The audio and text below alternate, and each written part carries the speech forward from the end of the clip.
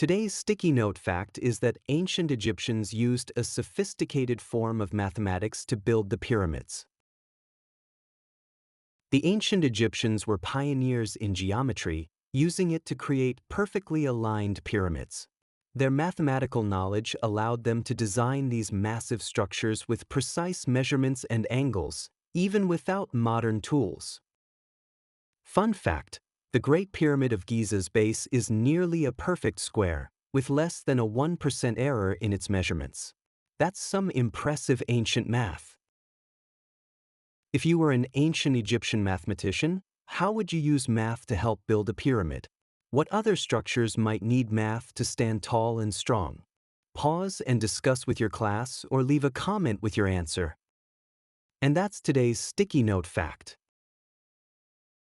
Remember to like and subscribe and have a great day.